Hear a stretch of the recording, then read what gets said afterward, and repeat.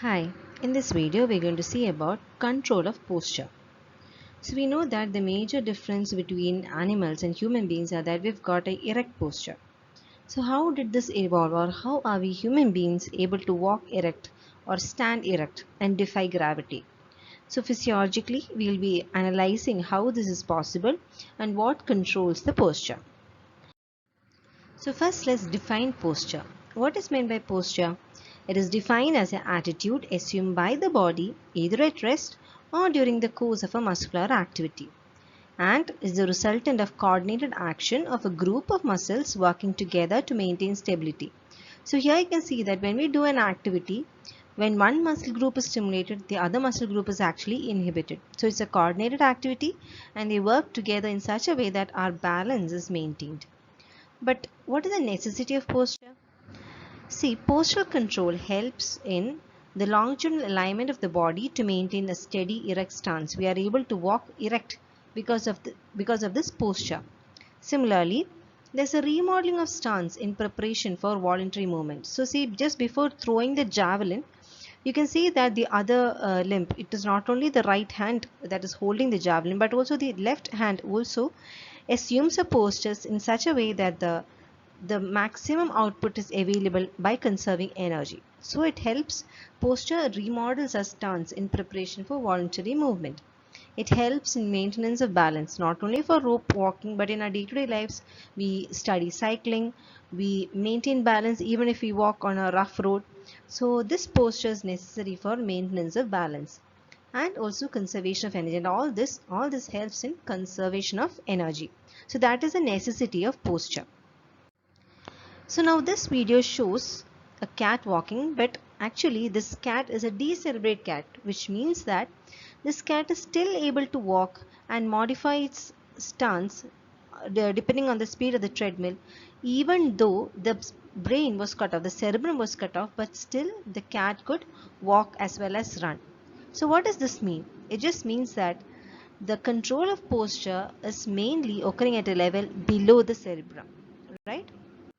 So we can divide the control of posture into two major parts. That is, first is the automatic process of postural control, which as I said before occurs below the level of the cerebrum, and the other is a cognitive process of postural control, which involves the cerebral cortex also. So it is in this automatic process that you know that a baby is born in a supine position. A baby cannot walk, but by the end of the first year, the baby learns to walk as well as stand erect. That means it will be able to defy gravity. So all that process comes under automatic process of postural control. That is build up of upright body posture against the force of gravity. That is mainly under this automatic process of postural control. So what will happen in cognitive process? See, in cognitive process, there we adjust our posture based on the knowledge and orientation and motion of the body in space. So here we adjust the posture in response to to our surroundings. So that is meant by cognitive process of postural control. So what is the experiment evidence? See, physiologists learned these control of posture by using experiments on a cat's brain. So what they did was they made different sections on this brain and found out what the changes in posture, right? So the main sections that we made was, first one was between this vestibular nuclei. That means here's the medulla, medulla, and this is the vestibular nucleus, and this is the spinal cord. They made a section between the spinal cord and the medulla, and such an animal was called a spinal animal. Then they made a section between the medulla and the cerebrum, and that is called the decerebrate animal. And another section was made just above the thalamus, and that is called the thalamic animal, and this is where basically it was decorticate. Okay, so these were the different sections that were made to study the different posture, or to find out where the control of posture belong. Okay, so how is posture regulated or maintained? So posture is regulated or maintained continuously by series of reflexes which are operated at different levels of the neuraxis. So see, just as I explained before, when they cut the central nervous system at different levels, they found out which all postural reflexes are integrated at different levels. Okay, so based on that, they divided into segmental, medullary, midbrain, and cortical. So we'll see each one by one. So suppose this is the cortex, and we know you've got cortex and then we've got the brainstem. So basically I'm going to show different sections of this brainstem. So it will be something like this. You've got the midbrain, pons, medulla and the spinal cord. Okay. So we know that it is from the spinal cord that we've got that final common pathway, which is the alpha motor neuron, which supplies the skeletal muscle. Okay. So when I say the center of a reflex is, or if when I say it's a segmental reflex, what I mean is that the center is the spinal cord. Okay. So the best example for that will be a stretch reflex, wherein we know that we've got a muscle spindle through which impulses pass through our 1A fiber, and then when impulses pass through the efferent neuron will cause stretching of the muscle, and this is the major basis for our stretch reflex, right? So here the center is the spinal cord. Okay.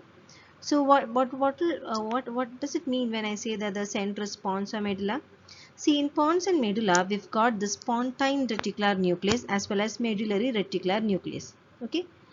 So from these centers, we've got different pathways like the reticulospinal pathways. We've got the pontine reticulospinal as well as the medullary reticulospinal pathways, which in turn influences this alpha motor neuron. Okay. So when we say that the center is the pons or the medulla, it is mainly these pathways that will be affecting or that will influence the alpha motor neuron, right? Next, we've also got vestibular nucleus in the pons. So from the vestibular nucleus, we've got vestibulospinal pathways, which will in turn influence the alpha motor neurons, right? Next, in the midbrain, we've got two important nuclei, which is the red nucleus as well as the superior colliculus. We've got the tectum. So from these bodies, we've got rubrospinal pathway as well as tectospinal pathway. So when we say the reflex, the center for the reflex is midbrain, it is mostly these pathways which will influence this, which will be the descending pathways. Okay, so rubrospinal from the red nucleus and tectospinal from the. So basically, it just means that when we say talk about automatic postural control, we just mean that it occurs below the level of the cerebrum, right? So the essential part of mechanisms responsible for postural reactions are located in the brainstem, spinal cord as well as the cerebellum. Okay, and who are our main heroes? It is the descending pathways from the brainstem to the spinal cord that plays a pivotal role.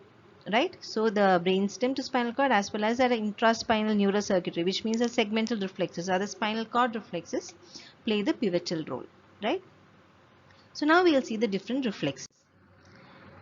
So see, at this spinal cord level, they are called if the center is spinal cord, we call it as segmental reflexes.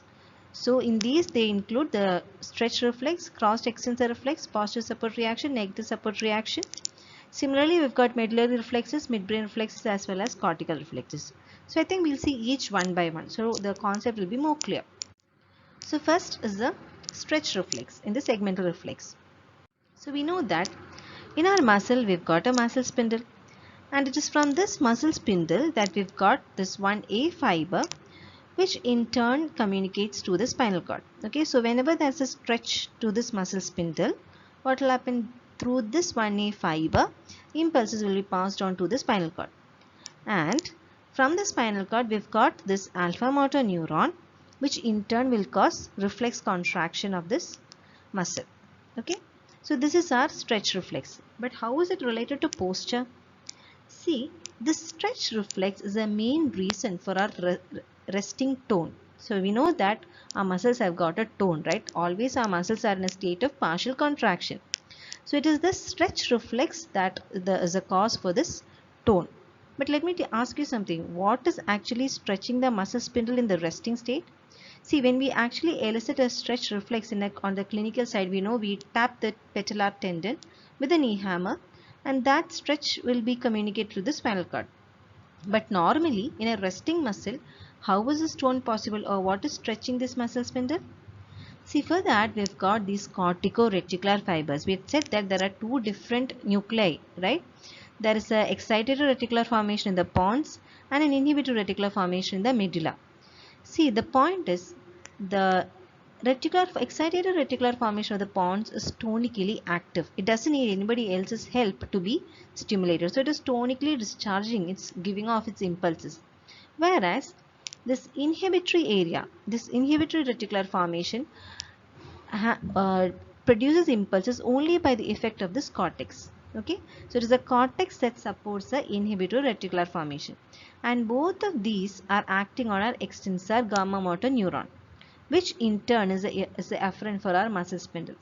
So what will happen? You've got this excited reticular formation which will always be stimulating this gamma motor neuron, and we've also got this inhibitory reticular formation which always will be sending impulses according to the cortex, and then so the balance of these impulses are being transmitted through these extensor gamma motor neurons, and this in turn will stretch the muscle spindle. And that is why our muscles are always in a partial state of contraction, or that is why we've got a resting tone.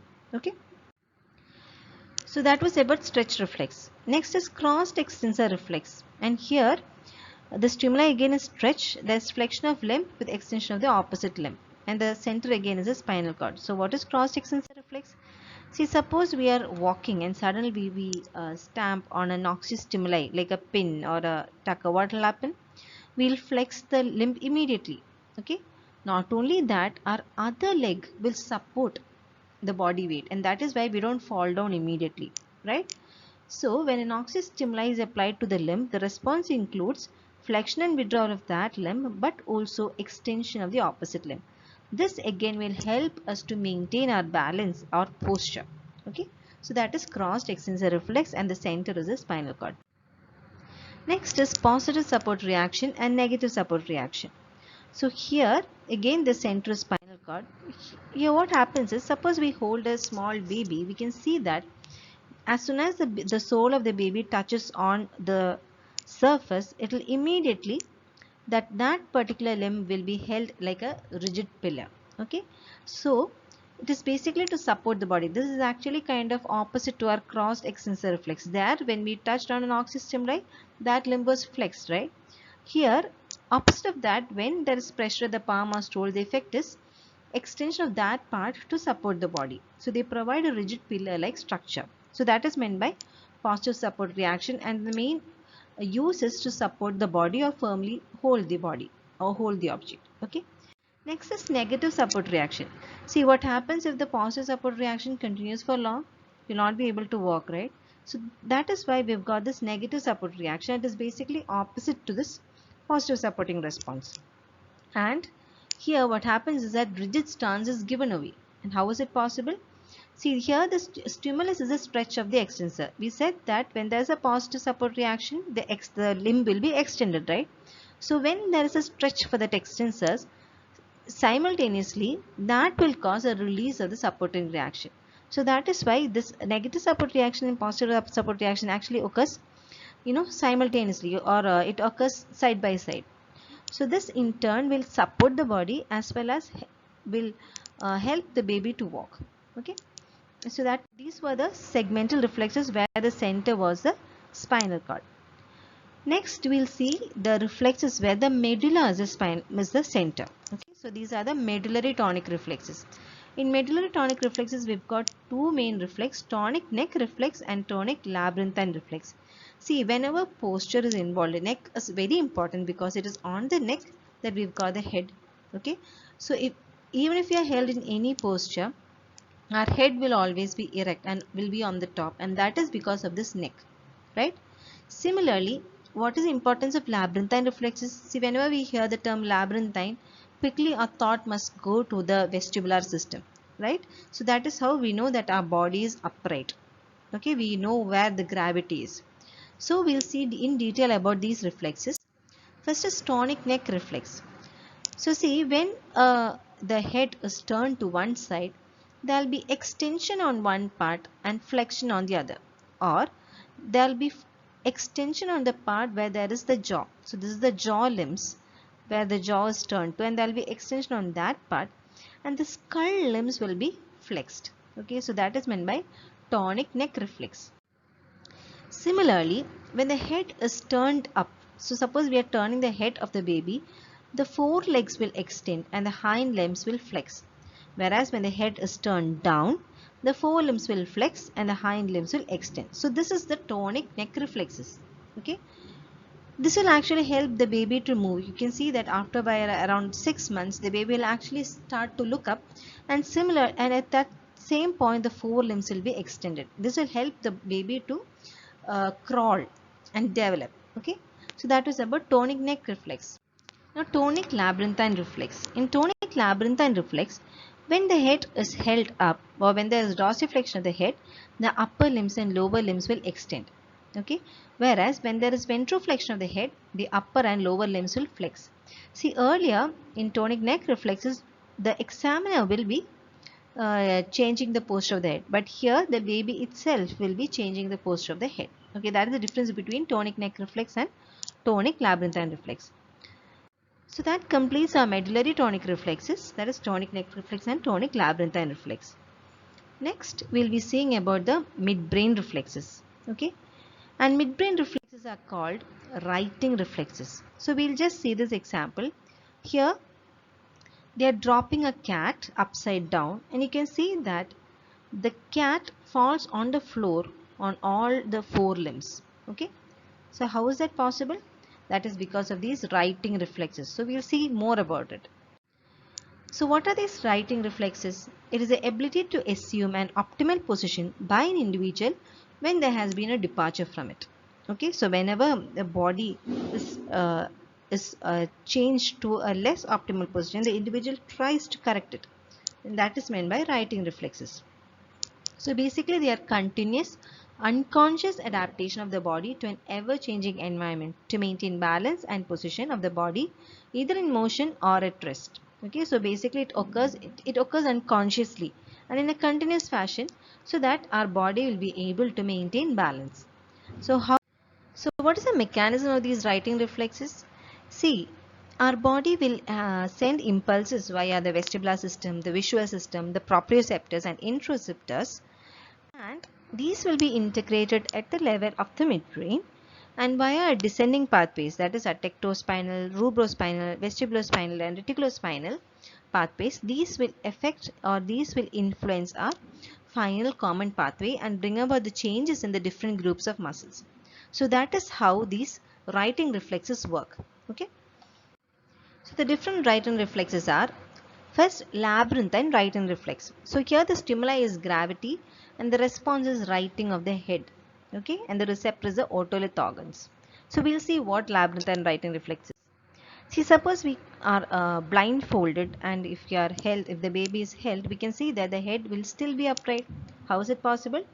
So here the gravity will be detected by the otolith organs, and otolith organs by means of the vestibular nerve will then give off impulses through the efferent pathways, which are the rubrospinal, reticulospinal and vestibulospinal pathways, so that the head will be held erect even if they are blindfolded. So that is meant by labyrinthine writing reflex. Next is neck writing reflexes. So suppose there's a stretch of the neck muscles, there will be writing of the response, writing of thorax, shoulders and pelvis. Okay, and here the receptor is a muscle spindle. So we will see what it is. So suppose we are turning the head of the baby, not only the head but also the whole body will turn. Okay, so here the stimulus was a neck movement, and that was detected by the proprioceptors, which via cervical nerve send impulses to the midbrain, and via efferents, which are the rubrospinal, reticulospinal and vestibulospinal pathways, turns the body. Okay, so that is meant by neck writing reflex. Next is body writing reflex. So we've got two of them, body on head and body on body. So here, suppose we blindfold the baby and we lay it upside down, still the head will be upright. Okay. Similarly, if you hold the legs and turn just the legs, you can see that the whole body will be turned. So that is meant by body on head and body on body reflexes. So here the stimulus is a body movement and the receptors are the proprioceptors. Okay, and this via proprioceptors they reach the center, which is the midbrain, and via our descending pathways, that is rubrospinal, reticulospinal and vestibulospinal pathways, they will change the posture of the body. Okay, so basically when we take this example, here multiple writing reflexes are occurring at different levels. So see here the head was originally upside down, but by the help of this labyrinthine writing reflex, the cat was able to bring the head to the right posture. Next, you can see that the neck was not in position, and also here see, you can see that the whole body has turned. So which means here the writing reflex is a body writing reflex. Next, you can see that the head is held into position by a neck writing reflex, and finally the cat is able to land on the floor by means of our limb writing reflex. So different writing reflexes occur at multiple levels to bring out this effect. Okay, so these were about the writing. So thus we've seen the different reflexes that occur at different levels, that is spinal cord, medullary and midbrain. Okay, so now we'll see some applied aspects of this. See, in human beings, such a condition occurs in decerebrate rigidity. What is decerebrate rigidity? It is an involuntary extensor positioning of arms and flexion of hands with knee extension and plantar flexion, usually as a result of damage to the lower midbrains and upper pons. Okay. And a common cause for this is uncal herniation due to supratentorial lesion. So now our focus is, why is there an extensor positioning of arms and extensor positioning of the legs? Okay. So to explain that, we can explain by means of this diagram. Here I said that we've got this excitatory reticular formation of pons, inhibitory reticular formation of pons, which send impulses to the muscle fibers. So that is one part. Next, we've got this corticospinal tract as well as the rubrospinal tract, which acts on a flexor motor neurons. Okay. So here I've depicted both flexor as well as extensor muscles. Now we'll see what happens if there's a decerebrate lesion. So in decerebrate conditions, the lesion is below the level of the red nucleus, right? So I said that the reticular formation of the pons is self-excitatory. It doesn't need the support of the cortex. But the inhibitory area of the pons requires the constant support of the cortex. So when there is a lesion below at this level, at the level of the cortex, or when it is decerebrate, the support is lost, right? Which means there will be unopposed action of the excitatory reticular formation. So what will happen? There will be lot of impulses through this extensor gamma motor neuron, which will cause increased contraction of the extensor muscles. Okay. So what about flexor muscles? See, flexor muscles are mostly influenced by the corticospinal tract as well as the rubrospinal tract. Since both are lost, here we've got the corticospinal tract, and also we've got this we have lost the rubrospinal tract. So what will happen? All the flexor muscles will be weak. The tone of the flexor muscles will be very less. So that is why we've got a complete extended posture in case of decerebrate rigidity, right? So next we'll see about decorticate rigidity. In decorticate rigidity, there is involuntary flexor positioning of the arms and flexion of hands with knee in extension and plantar flexion, and is usually due to damage to the upper midbrain. And it is usually seen in the hemiplegic site after hemorrhage or thrombosis in the internal capsule. So here again we'll see what is the cause for this posture. So here the lesion is above the level of the red nucleus. So what will happen? Just as before, the inhibitory will be lost because it doesn't have the support of the cortex. Okay. But what about the rubrospinal tract? Here, since the red nucleus is still, since the lesion is above the level of the red nucleus, the flexor muscles will have this constant stimulus from the red nucleus via the rubrospinal tract. That is why we've got a flexed positioning in case of decorticate rigidity. Okay, there will be flexed upper limbs because of this intact rubrospinal tract. So that is the difference between decerebrate and decorticate rigidity. So here in decorticate rigidity, there is flexion of the elbows, and that is because that it is explained by the rubrospinal excitation of the flexor muscles in the upper extremity. Whereas the hyperextension is again due to same as that of decerebration, right? So that will complete our automatic control of posture. But we said we've got one more type, that is the cognitive control of posture, and that occurs mostly at the cortical level. So we'll see how this cognitive control of posture occurs. See, for cognitive control of posture, first the cortex need to have an idea about the location of the different body parts. So that is meant by construction of the bodily information. So the cortex should know about the body schema. There should be pathways that tell the cortex where the upper limb is or where the lower limb is. So that is meant by body schema. Next, the cortex should be able to identify the postural verticality. That means we know whether our body is upright or not, and that phenomenon is known as postural verticality. Next, suppose we want to do a motor activity. We've got something known as motor programming, right? So the body will form, the cortex will have a motor image. The premotor area and the supplementary motor area will help to act to provide a background for that voluntary motion. So that is meant by motor programming. And next, before the movement actually occurs, we've got anticipatory postural adjustment as well as goal directed movements. Okay, so all this comes under cognitive control of posture. So I'll just quickly explain that concept. So see here, our body receives information through our eyes, that is through our visual pathway, vestibular pathway, and the proprioceptors.